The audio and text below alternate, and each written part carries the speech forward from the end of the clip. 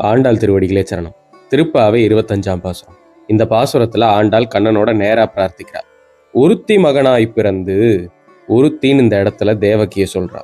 அவளுக்கு நேரா ஒருத்தி கிடையாதான், அத்விதீயான்னு சொல்லும்படி. ஏன்னா அவளுக்கு மகனாய் பிறந்தான். யார் ஒருவன் உலகத்துக்கே ஆதியோ, யார் ஒருவனுக்கு பிறப்பிறப்பு எதுவுமே கிடையாதோ அவன் ஒருத்தி கர்ப்பத்திலேருந்து பிறந்திருக்கா, அந்த தெய்வ தேவகி அப்படின்னு சொல்றா. மறுபடியும் ஒருத்தின்னு சொல்றா. இது யசோதைய சொல்லுது. 1000 தான் தேவகி பெற்று இருக்கலாம், ஆனா கண்ணனை உரல்ல கட்டி வாய்ப்புத்தி கெஞ்ச வைத்தாள். ஆழ்வார் சொன்னபடிக்கு கண்ணனுக்கு சோறு ஊட்டுவாளாம். அப்போ அதுல இருந்து மிச்சம் வழியும் இல்லையா, அந்த மிச்சத்தை அவ எடுத்து வாயில போட்டுப்பாளாம்.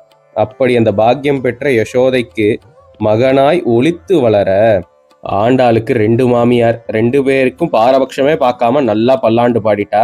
அப்படி திருவாயர்பாடியில வளர்ந்துகிட்டு இருக்கக்கூடிய கண்ணனை தரிக்கிலானாகி ஒரு மனுஷன் எப்படி அசுரனாகிறான் அப்படின்னு ஆண்டாள் இந்த இடத்துல சொல்றா. ஏதோ ஒரு குழந்தை தானே, வளர்ந்துட்டு போகட்டும் அப்படிங்கிற அளவுக்கு கூட நல்ல தன்மை இல்லாத கம்சன். பெருமாள் கீதையில தேவாசுர விபாகம் பண்றப்போ இதை தெளிவா சொல்றாரு. ஒரு மனுஷன் எப்போ அசுரன் ஆகிறான்னா, இன்னொருத்தரை பொறுத்துக்க முடியாத இடத்துல, இன்னொருத்தரோட வளர்ச்சியை பொறுக்காதப்போ அவன் அசுரன் ஆகிறான். ஹிரண்யனுக்கு இல்லாத செல்வமா, ஆனா நாராயண நாமம் சொல்றத பொறுத்துக்க முடியாததால தானே இப்படி ஆனா. அப்படி கம்சன் கண்ணனுக்கு தீங்கா நினைச்சுக்கிட்டு இருக்கானா. அவனுடைய செயல்களால ஆயர்களுடைய வயிற்றுல நெருப்பை கட்டிட்டு அலையிறாங்களா பயத்துல. கண்ணன் பார்த்தான், எல்லா நெருப்பையும் எடுத்தான், தூக்கிட்டு போய் கம்சன் வயிற்றுல போட்டானா. நெருப்பென்று நின்ன நெடுமாலே, உன்னை அறுத்தித்து வந்தோம், உன்னை பிரார்த்திச்சு வந்திருக்கோம், பறை தருதி யாகில். இந்த இடத்துல ஆண்டாள் பறைதருதி யாகில் அப்படின்னு சொல்றா.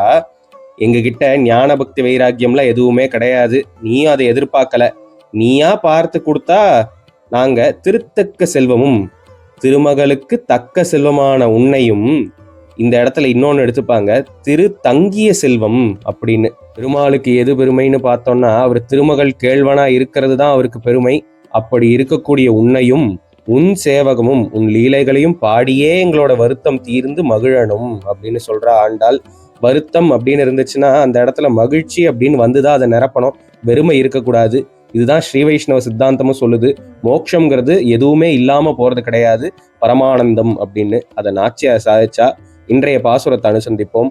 ஒருத்தி மகனாய் பிறந்து ஓர் இரவில் ஒருத்தி மகனாய் ஒளித்து வளர, தரிக்கில் ஆனாகி தாந்தீங்கு நினைந்த கருத்தை பிழைப்பித்து கஞ்சன் வயிற்றில் நெருப்பெண்ண நெண்ண நெடுமாலே, உன்னை அறுத்தித்து வந்தோம் பரதரிதியாகில், திருத்தக்க செல்வமும் சேவகமும் யாம் பாடி வருத்தமும் தீர்ந்து மகிழ்ந்தேலோரெம்பாவாய். யதிராஜோ விஜயதே.